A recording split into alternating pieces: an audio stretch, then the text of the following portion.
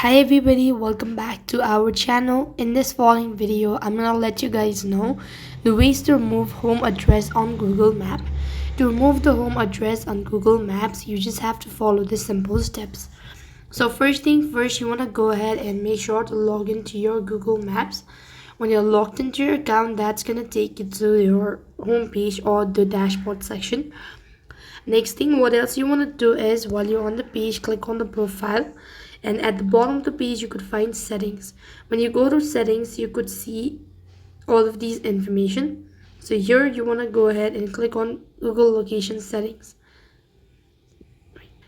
You could find edit home or work it. Then you want to go to home, and then you want to go ahead and remove the one that's currently. So I'm gonna go ahead and type in that. I'm just gonna go ahead and click on the three dot and click on remove home address, and this way I've successfully removed the home address on Google. That's all for this video. I hope the video was helpful. Make sure to like, share and subscribe to our channel. Thank you for watching. See you in the next video.